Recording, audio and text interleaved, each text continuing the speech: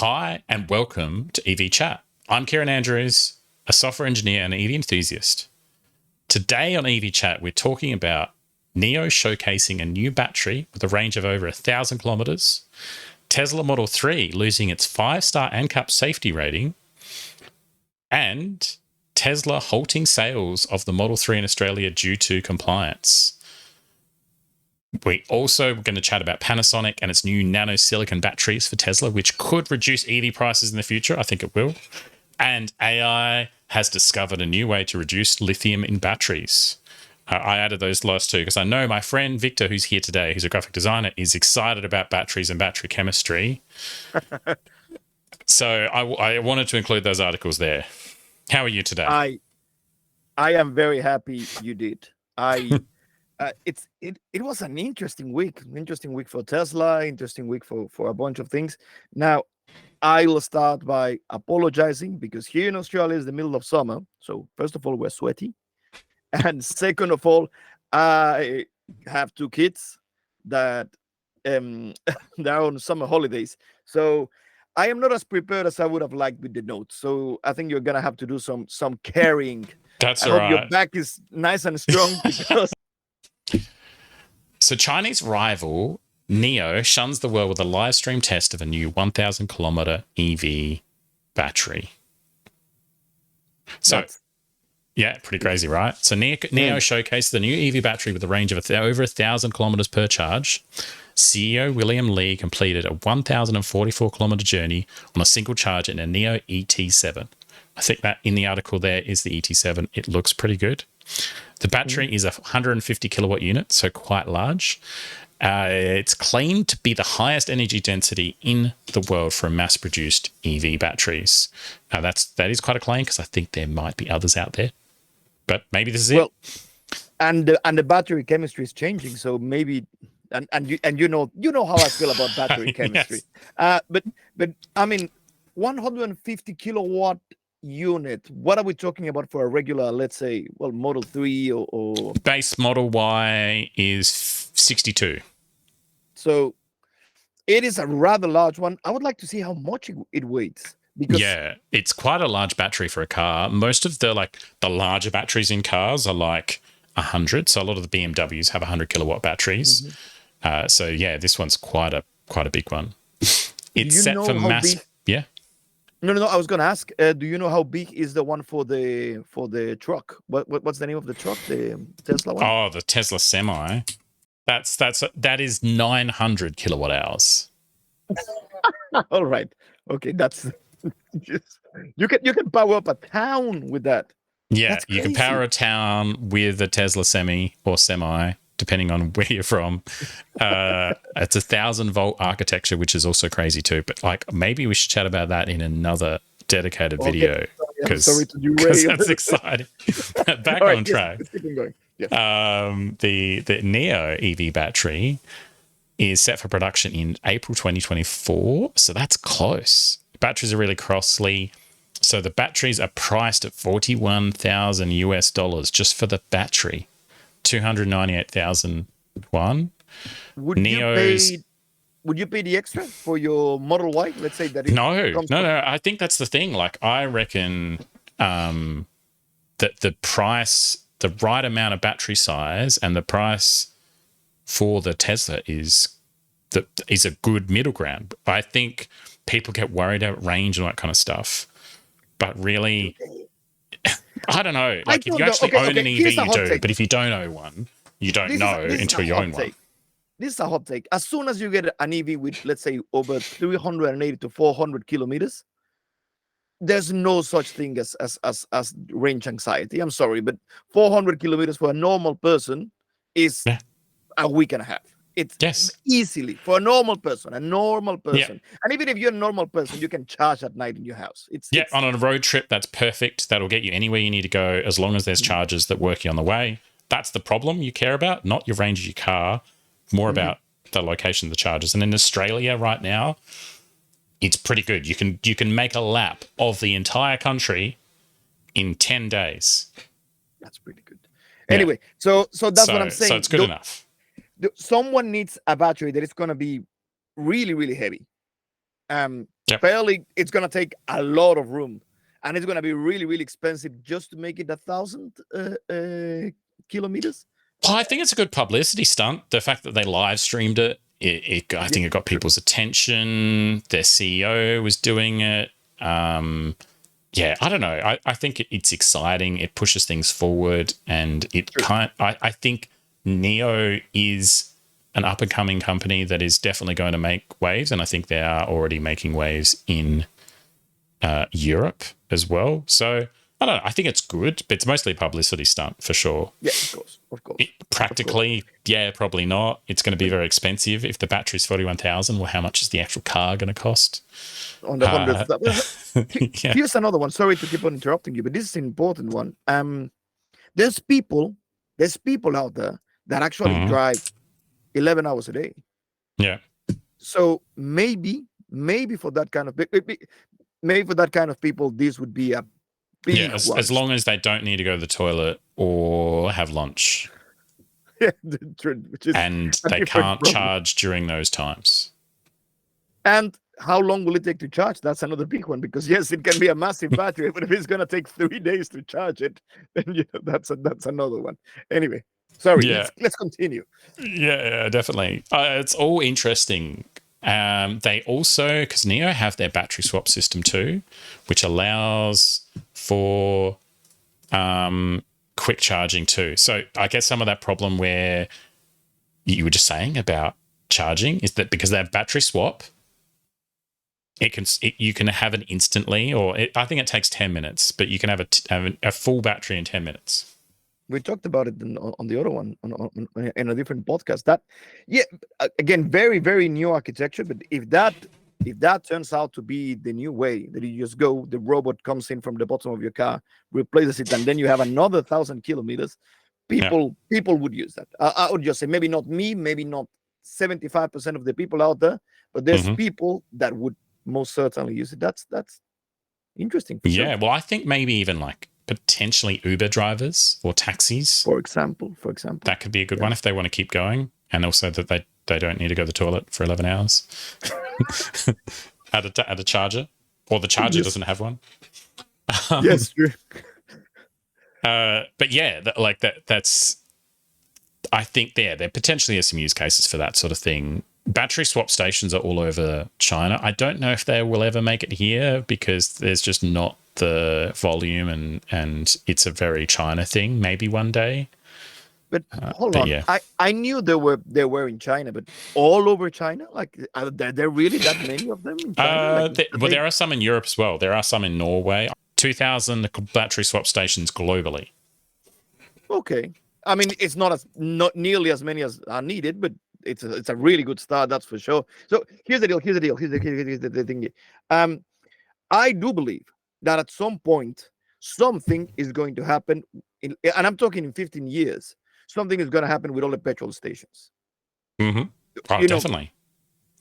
And I'm surprised the fact that they're even building them now. Like, surely the writing's on the wall that petrol stations are going to have to change in the future. Yeah, I don't think they will disappear. I think we will still have like fossil fuel cars, maybe even permanently. I do believe that the time will come that people will still use it, but not as much. Anyway, regardless of that, these could be a very good use for that. You still go to a station, you get the battery, you park your car, the car does its thing, you go inside, you go to the toilet, you buy a couple of, chips and a coffee, and you get out. Yeah. I think you can achieve pretty much the same thing at a fast charger, but yeah. Maybe battery swap stations could be a solution. If you have 1,000 kilometer battery, you're gonna need to. I don't think most cars are going to have 1,000 kilometers range. I think over time we'll get incremental improvements, and like cars will have the same sized batteries and be more efficient. But having a $40,000 battery in your car, and then however much the car costs on top of that, is just crazy. I think that batteries are going to get smaller at some point. Yeah. To improve the price in cars, battery chemistry is going to get better.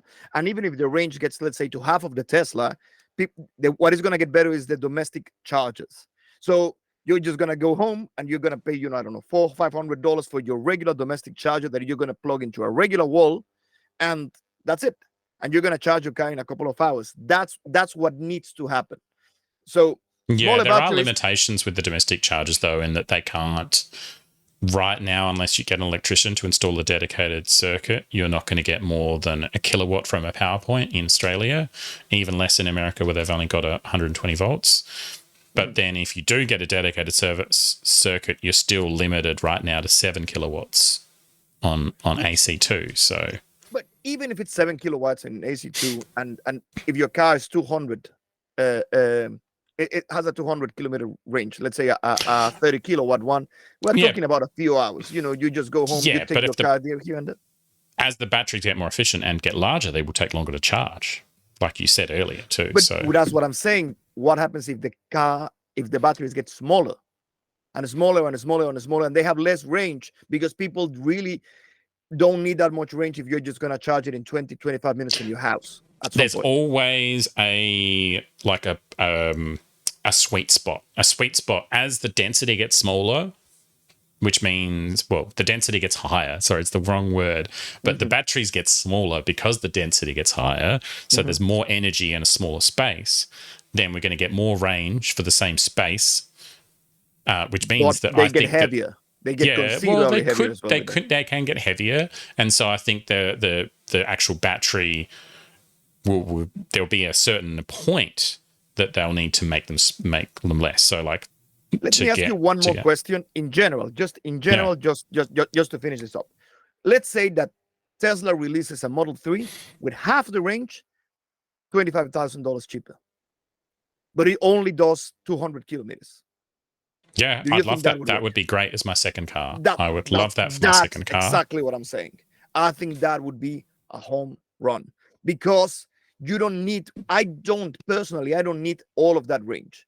It lasts sometimes a couple of weeks for me because I don't drive the car every day. And if I drive it, I just drive it around. Then you have a couple of things. And yes, you would still need a second car for sure. I understand that. But for 90% of the stuff that I do, a 200 kilometer range would be perfect. Yeah. But would you buy that car if it didn't have an ANCAP safety rating? Oh, segue. All right. Did you like that? Right. Yeah, I loved it. Yeah. So the Tesla Model 3 is going to lose its 5-star ANCAP safety rating despite extra airbag and side impact bolstering. First of all, for people that doesn't listen to us in Australia, outside of Australia, do you know what an ANCAP rating is? Oh, ANCAP. I'll tell you. I have it here. Yeah, you can tell me. It's Australasian New Car Assessment Program. Yes. So from my perspective, ANCAP to me means it's a body, a registration body, or an organization that does ratings on cars and makes sure that they're safe, and then shares this information with with Australians so they can see which cars they think are safe. And it's in the past, it has been relatively trusted. So I don't know. Maybe you have some spicy thoughts about is it relevant now? But I'll leave that for after I've gone through the article. Yes. Despite the additional, even though Tesla added an additional extra airbag and side impact strength, the rating was not maintained. So the car's potentially gotten safer, but they haven't got the rating there. The specific reasons for the loss of the rating aren't clear, and the next article may give us a clue. Some Model 3 owners have reported issues related to Australian design rules, particularly regarding the rear child seat. So remember that for later. ANCAP's decision to remove the rating is not confirmed to be solely based on this issue. So it isn't just that one, though. But yeah, that is interesting. And Tesla has initiated a recall to address this central tether access. ANCAP encourages consumers to prioritize vehicles with a 5-star rating, of course, because they're the ones that create the ratings. They're going to recommend that. Mm-hmm. So yeah, that's the article and the thing. What do you think? Are you not going to buy a Model 3 now because they've lost their rating? Okay, first of all, they won't be able to sell them. That's another segue. No, no. But first of all,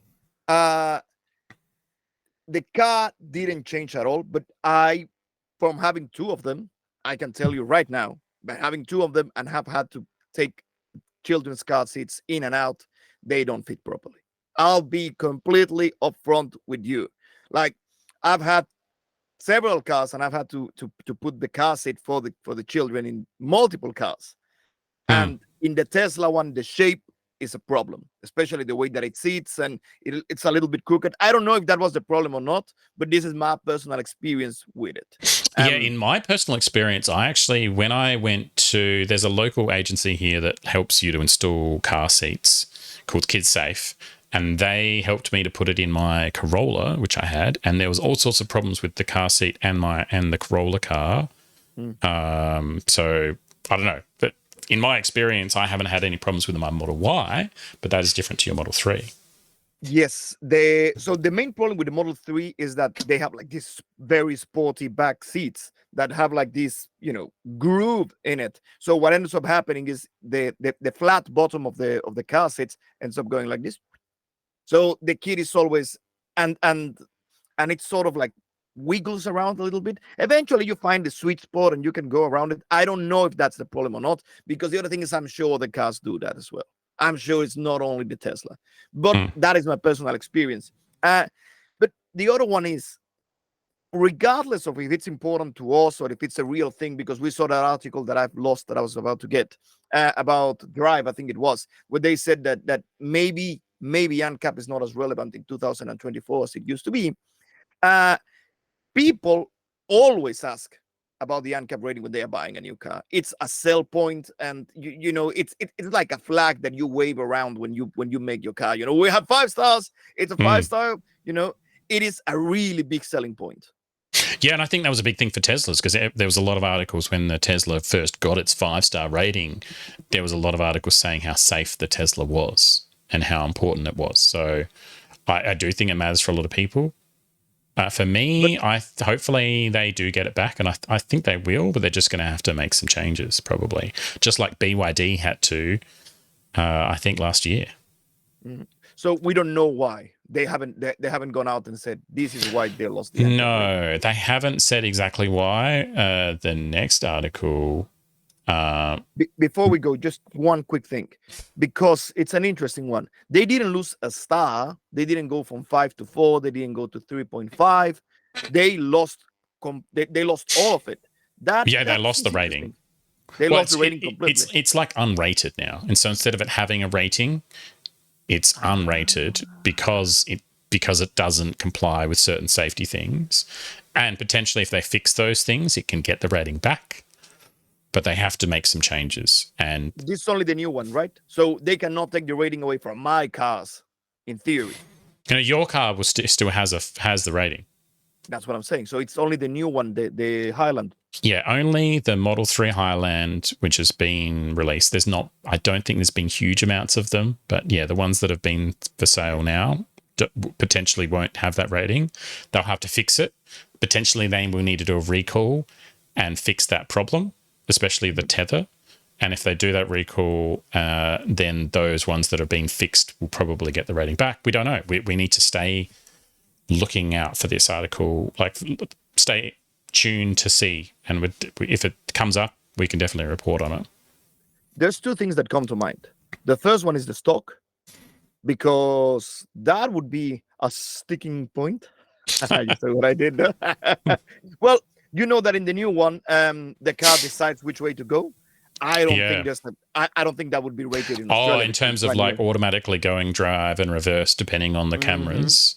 Yeah, and then the other one being the indicators. So maybe they're saying that the indicator stalk, like you mentioned, is a problem, but also because I can see that being a problem on a roundabout. If you need to indicate out of a roundabout and your steering wheel is in a not center position, how do you easily find the indicators wherever they are? So that is one. I have another one. Another spicy one. They changed. I was gonna say recently, but it happened in the last year, maybe in the last 11 months. The laws used to be that you just needed to have the screen of your phone or whatever screen you were using, it needed to be fixed, but you could still interact with it as long as it was fixed. So, you could change the music and take a phone call and do whatever you wanted, but the law said that you needed to have a proper mount. Now that law has changed, and the only thing that you can do with your phone is take a phone call, and that's it. Everything else that you do that touches the screen of your phone, it's now illegal.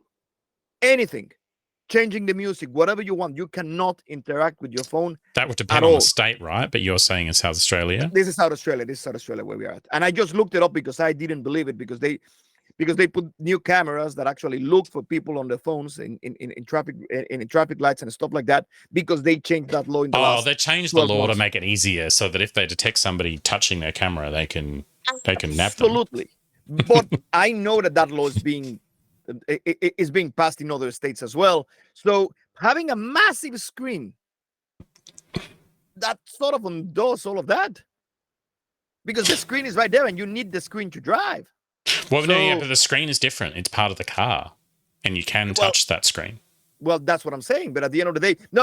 And if you read the article, and sorry, not the article. If you read the new legislation, it actually talks about screens in general. Because then, you're not only talking about phones, you're talking about tablets and GPSs and whatever you want.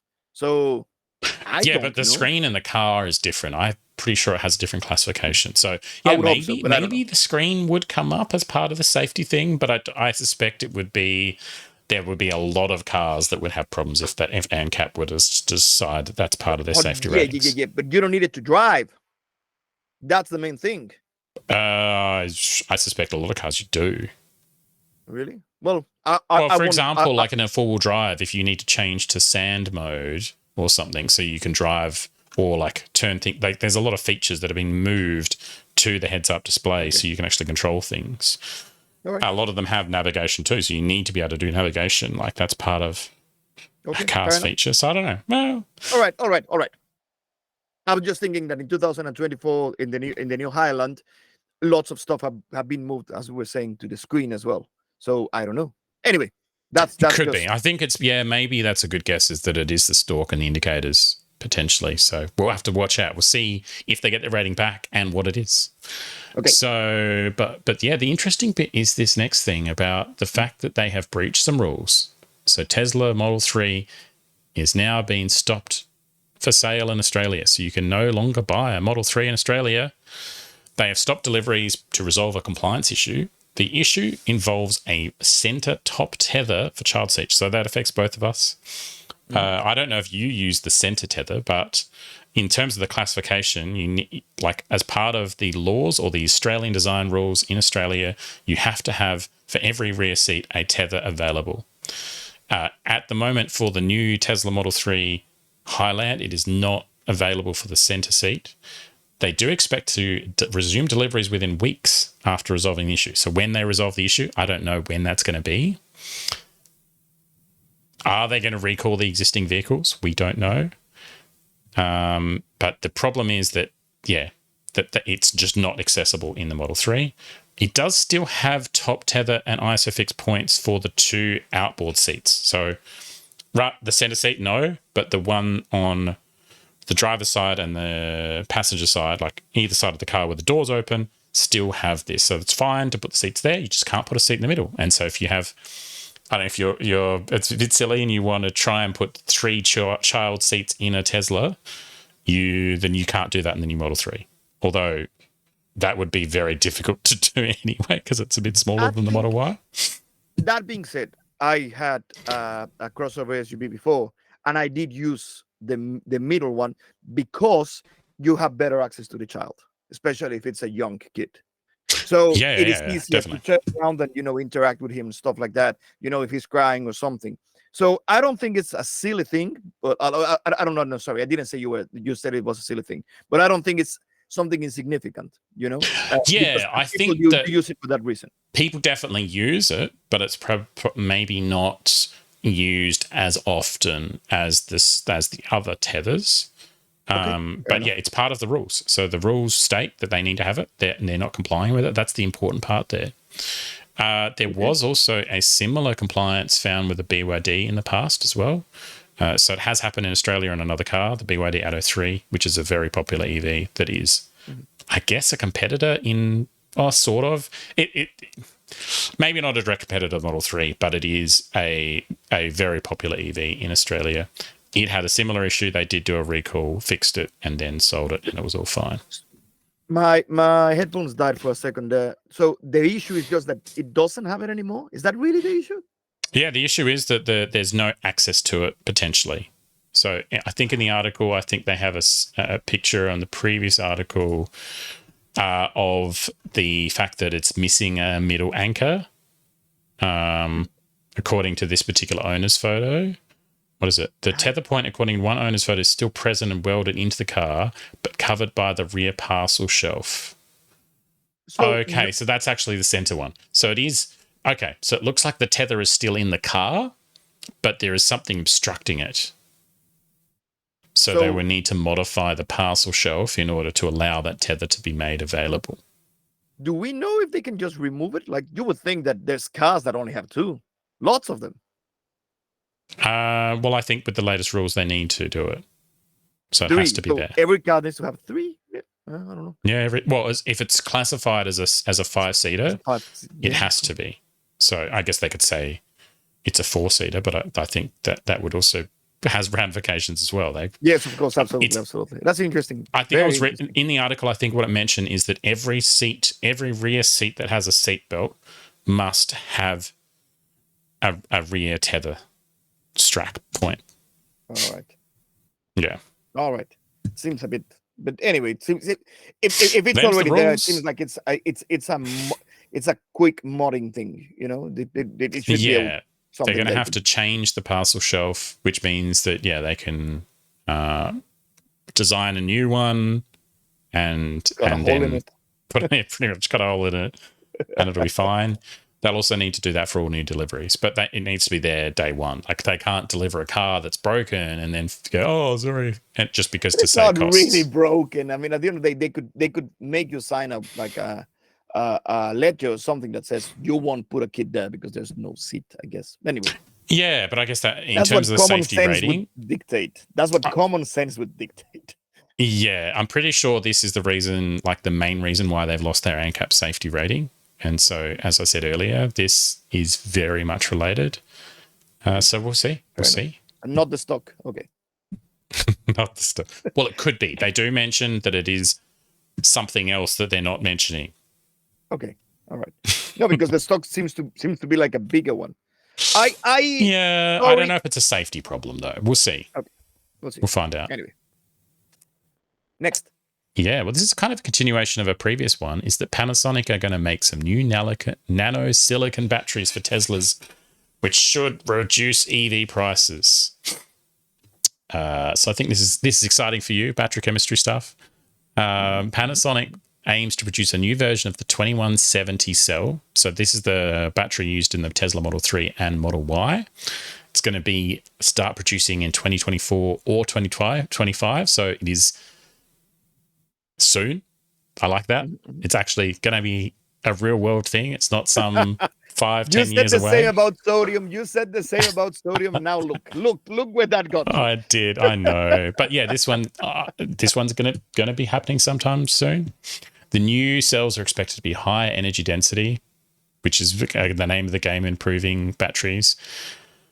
So this Panasonic's CTO, I'm not going to try that name, mentioned that they aim to quadruple production capacity by 2030 without needing new factories or large investments. So that's quite a big one. They're not going to need to do huge investments, but they can quadruple production capacity. That's actually pretty exciting.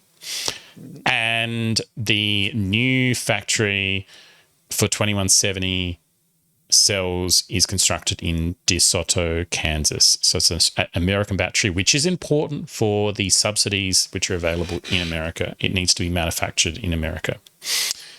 The company has agreed, so we talked about this earlier, but the company has an agreement with Sila for nano-composite silicon anode material, which could enable longer EV ranges and faster charging times. So if you want to hear more about that, it's in a previous podcast.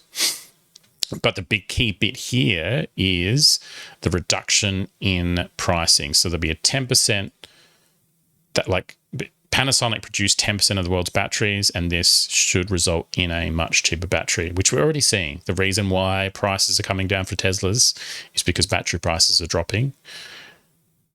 So, yeah, I think it's exciting. What do you reckon? Well, the first question that I have is this only for LFP batteries? So, because the Model 3, the standard doesn't have an LFP battery, remember?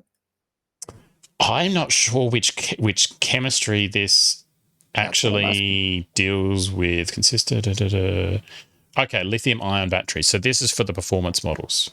Yes. So the LFP one. So even your Model Y has an LFP battery, doesn't it? No, not LFP. This is lithium ion. This is the lithium ion. Sorry. Yes. Performance versions. So the old school, like Model S and Model X, I think had it. And then the first Model Ys and Model 3s, but then the Model Y that was introduced to Australia and now Model 3 use LFP batteries. So everything else. Yeah, but that was supposed to be like the big one. The big movement was supposed to be do LFP. So yeah. But they're batteries for different purposes. So like the LFP battery is fantastic for their sort of cheaper cars, but the more kind of premium cars, they need more performance, and which is the performance and long range ones, they use the lithium ion. This should reduce the cost of those batteries. But doesn't the Model 3 enter level doesn't have an LFP battery? It still has the lead one. I'm pretty sure the new base Model 3s have LFPs as well now. Ah, okay. Because that's one of the things why I didn't want to get the long range one, because I didn't want an LFP battery, because I wanted to charge my car to 100%. So you didn't want a lithium ion battery? I did not want that. No, I wanted to get the lead one, because you can charge it to 100% every single day without a problem. So that, for me, that was more important that about the range. So I would literally have almost as much range as the other one, because I could just charge the battery. And in LFPs, they don't recommend you to charge it to 80%. Yeah, that's an interesting topic. The main, technically, you will get more degradation charging to 100% with an LFP battery, but it is a lot less than the lithium-ion batteries. It's just that Tesla made a trade-off decision in that it was more important to make sure that the range calculation displayed in the car was accurate, and by charging to 100%, you make sure that the range calculation is accurate. So they've actually decided to, for LFP batteries, almost make a recommendation that means that they're going to degrade more, but only slightly. Like we're talking 1 or 2%, than if you were to charge your car to 80%. No, I do know that, and I said lead instead of lithium ion. Sorry, I said lead a couple of times. I just realized. But what I mean is, yes, that is true, but still, it is recommended, and still the car will tell you, and I don't know. For me, it was just like I want to charge it to 100%. I just want to plug it and forget about it. I don't want to do that. And then I just did the math, and I was like, well, at least I know that I will always be able to do that, and I won't worry about the range, because I will always have my full range, which is what I do now. And I said, I don't need to pay extra, whatever that was at that point, $8,000 or $10,000 for the range one, for the long range one, and I am very happy with the decision that I made. Yeah. Anyway, yes. So just to clear for people that are confused by the terms being used, lithium ion is the easiest way to talk about the batteries we're talking about here that'll be affected by this particular technology. LFP is the other type of thing. They both have lithium in them. So LFP is for lithium iron phosphate battery, whereas the other type of battery is lithium ion, but I don't know if it has a better name than lithium ion. There's also different sizes. The one I'm talking about is the 2170. Tesla also have a new battery that they've made in-house called the 4680, which is really efficient, and they're using that in the Cybertruck. So I'll bring this. I think that is pretty much it. Yeah, there's an article on it. and there's the different sizes, etc. But that might hopefully that might hopefully remove some of the confusion if people are wondering. Absolutely. All right. Okay. Well, did you want to talk about? Well, I guess continue on the same topic. AI discovering a new way to reduce lithium in batteries. I didn't read this article, so I want to hear about it. You tell me, okay? Microsoft and a company called PNNL discovered a new material using AI and supercomputing. So this new material could reduce lithium use in batteries by up to 70%. Wow. AI and supercomputers screened 32 million materials down to 18 candidates in under a week. The development from a concept to working battery prototype took less than 9 months. The new material, a solid-state electrolyte called N2116, has powered a light bulb. So it's working. Yep, it works. I guess a light bulb, but yeah, okay. We keep hearing about solid-state batteries. Toyota keep talking about them. There are a lot of Chinese companies. There is actually an electric car using a solid-state battery, I think, out there, but they are quite rare for now. But solid-state batteries are safer and more energy-dense than traditional lithium batteries. So the AI technology was created by Microsoft, trained on molecular data, which identified this new material. This discovery could address environmental concerns and shortages related to lithium mining. It would affect Australia as well because there's lots of mining of lithium. Yeah, I still think we're going to need more lithium. So yeah. Well, that is a very interesting topic, especially because of what they mentioned. The first one is obviously the recycling of the material, which is one of the big ones, and obviously the obtaining of the material, which it's being from Australia was supposed to be easy. Canada as well. Yeah. Apparently, they get lots of it from there. But do you trust that AI has actually come up with something true, or did they just fake it? Yes, they say AI, but at the end of the day, I don't know. You know that I am a skeptic, and I think that sometimes the people just like to use buzzwords, and maybe. So I have personally worked with researchers, and researchers have always used AI in one way or another. It's so. I don't know how different it was. I'm guessing it was, but if that is the only reason why this article is interesting, I think maybe reducing lithium is way more relevant than the fact that it was AI. Yeah, well, if it works, I guess that's the thing. Is it going to actually work? That's the first thing. But if they are able to make it work, then it is going to be pretty exciting. I'll give you a hot take. Okay. Back in maybe 10 years ago, maybe 8 years ago, most of the stuff that you would see outside, it will always sound like pie in the sky. Like, oh yeah, I don't know about this. Oh yeah, you'll see a prototype there. You would see this new nanomaterial being talked around that you would never hear from it again, ever. That is changing. Like now, most of the stuff that gets picked up, eventually you said, like, oh yeah. It seems I don't know why. I don't know if the changes are not as incremental or they are not as out there. I don't know what it is, but personally and completely empirically and getting it out of my nose, it feels like things have more pull once they come out. Like oh, okay, yes. Now, so I've started paying more attention, which I think that you are skeptical, for example, in that kind of stuff yourself with the battery chemistry and that kind of stuff, isn't it? Yeah, well, I'm waiting for it to come to reality, and when there's tried and tested incremental changes or a new technology that has already been researched a while ago and is now ready to be sold, that's when I get excited, and that's why that previous article about the silicon stuff is exciting, because I think it's close. Okay.